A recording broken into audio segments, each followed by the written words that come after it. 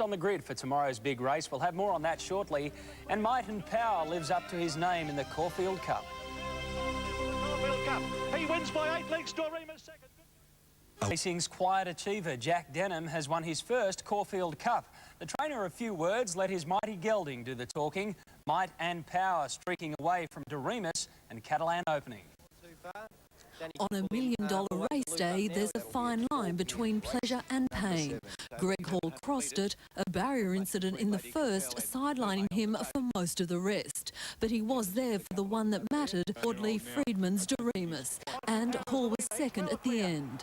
But on Caulfield Cup day, nothing was stronger than the might and power of the Jack Denham stable. Might and Power well clear. 150 metres left to go. He's 6 lengths ahead. Marble Hall's along the inside. Istedad in the clear. Doremus down the outside, finishing on strongly. But Might and Power has bolted him with the Caulfield Cup. The 4-year-old bought for just $40,000 as a yearling, giving his connections 650,000 reasons to celebrate. And Jim Cassidy, his second Group 1 in as many weeks. Jack Allen and Brett Grant have done a marvellous job with this horse, and when you ride one of Denham's, mate, you never beat till you get in the line. From the stayers to the sprinters, and it was a 20-to-1 shot from Adelaide to Toledo in the Scalacci Stakes. Toledo is the leader. Flavour is flying along the inside. Toledo just in front and wins. Toledo from Flavour, Poetic King third.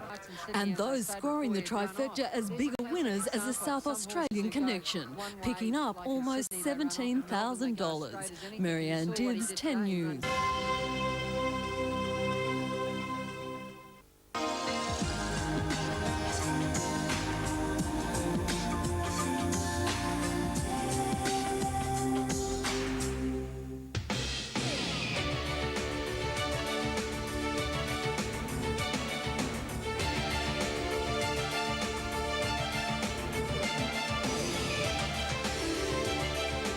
In sports tonight, Saturday, October 18. Do fairy tales really come true? Peter Brock set for a dream finale in the Primus 1000. The power of it all, a mighty Caulfield Cup result for Jim Cassidy. The Bulls. Hello, I'm Matthew White. Welcome to Sports Tonight. We've got a busy show for you tonight. A mighty mover penalised after storming home in the Caulfield Cup. Second. Good going for third. Catalan opening will mark him. Cup proved a punter's nightmare, many struggling to find the winner. Plenty of expectation, though, fell on Marble Hall's back. Damien Oliver bunked on to possibly his 4th Caulfield Cup winner. Also attracting the massive crowd's eye, Always Aloof and Istedad. But eventually upstaging the local glamour horses was the Jack Denham-trained Might and Power.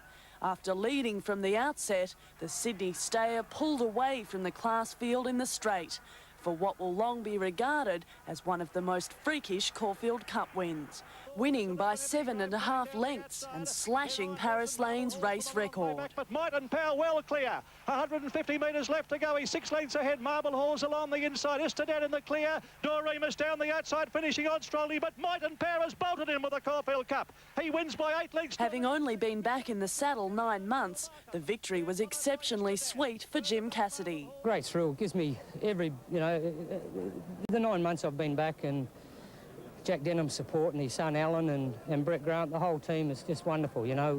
I think we all deserve it. We've worked hard and they've been supportive, and it's just great that I've been able to come out and ride a couple of good races and turn things around a bit for everybody. Keeping up post-race tradition, trainer Jack Denham stood stony-faced in the mounting yard, refusing to show any emotion, managing only to express concern at the likely penalty the horse would receive for the Melbourne Cup. Able to comment, though, was his son, Alan. He just, as we said before the race, Jimmy's main thing was get him to relax, and although he did lead on him, he did come back underneath him. He relaxed well, and you've seen the result. Might and Power will incur a 3.5 kilo penalty for the Melbourne Cup, and he's now rated 5-to-1 favourite for the race. Yeah, we'll just go through that for you. Of course, Might and Power has paid a high price for that stunning Cup win. A 3.5 kilogram penalty for the Melbourne Cup, as Joe Mackinnon reported.